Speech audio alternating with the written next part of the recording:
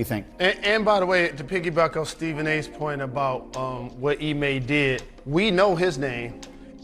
Maybe I'm missing something as it relates to the law, but why we don't know her name? It's not like she's a minor. I feel like we should know her name publicly as well. But with that being said, I respectfully disagree with the legend Michael Wilbon. This is why. I feel like he deserves the opportunity to work again. And I would like to apologize for a comment I made earlier on NBA Countdown.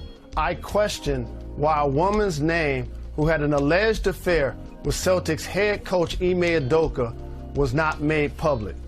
After an internal investigation and it was discovered that she was a subordinate to the head coach, I now understand fully why her name should not be released to the public.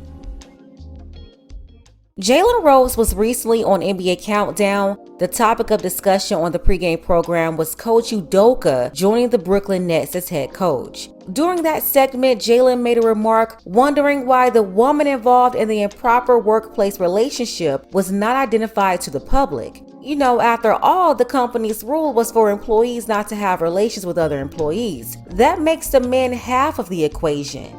He's been held accountable, suspended, and now it's coming out that he also had to give up half of his $4 million salary, yet the woman is completely protected.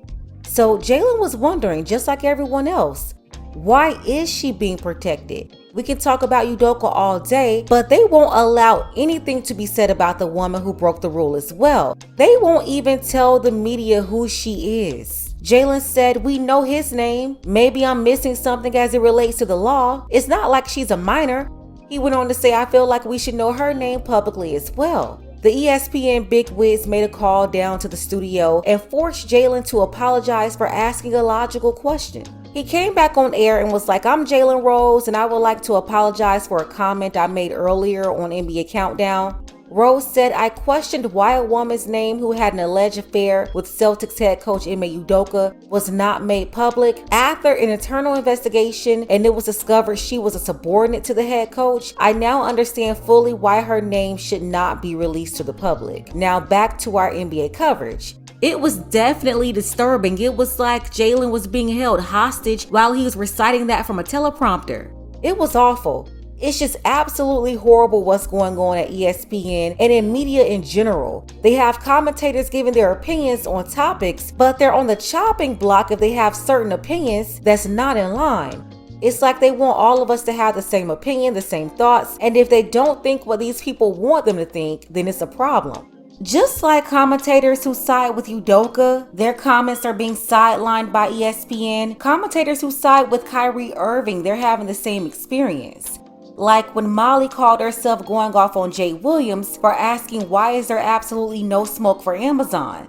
Since this whole debacle, Kyrie apologized, had to offer up a $500,000 donation. He was suspended and being forced to go through more steps if he ever wanted to play again. All of this over his tweet about a movie sold on Amazon. And if the movie is so horrible, why is it that no one is coming for Amazon for housing that documentary and making tons of money from selling it? The sales certainly spiked after all of this attention surrounding it. It's made a lot of people wonder what's on that documentary that's caused all of this. People have been curious about it and the sales are through the roof. All of this has done nothing but made more people interested in watching the movie, resulting in more sales for Amazon. So Jay was like, how is it that no one is saying anything about Amazon about selling this movie? And you know, when you think about it, it's a legitimate question. Amazon and the owner of the movie, they're making money. Kyrie is losing money. His suspension is unpaid, but Amazon is still getting paid from the same movie that Kyrie is losing money from. Jay Williams made that point on a recent episode of First Take, and Molly the Misandrist ESPN mommy didn't like it. I want to get to Kyrie Irving in 1 second, but I want to make a bigger point that I think a lot of people have missed that is worth our attention and time. So, over the last several days, I've heard a lot of people come out and speak against Kyrie Irving, right? Which they should. I get it. On the lack of due diligence, I watched the entire film. I watched the entire thing. There's a lot of things in the film I disagree with. The curiosity nature of it is interesting. But I will say this. Where is that same attention and energy for the platform that is promoting it and profiting off of it? I don't hear any of that talk around Jeff Bezos and Amazon. I don't hear anybody talking about that. I hear everybody skewing their anger towards Kyrie for taking a picture of it and tweeting about it. Now, there deserves to be more context there from Kyrie. I think where Kyrie lost a lot of people is the unwillingness to go to the podium and expound upon the points that he learned from watching this. Right? And actually coming out and saying, I don't stand about calling Jewish people the devil. And there was a lot of misinformation, but this is my main point from watching this. But I go back to the bigger macro point. One thing, it is irresponsible, even if you have curiosity, it is irresponsible to amplify messages from Hitler ever on any, and that's not, I just want to make that clear. And you didn't allude to that, but ever, under any circumstance. Yes, so why is it on a major platform? Why is the major platform amplifying it? Kyrie amplified it, the 14.7 million. I understand. I think that's a great point. But the platform is profiting and promoting it to billions of people. If that is, so the anti-Semitism, if that is a thing, and I've called a lot of my Jewish friends, we have talked about this. I get it, Kyrie Irving deserves a lot of heat. Then put heat towards something where it deserves it too. And that's on the platform.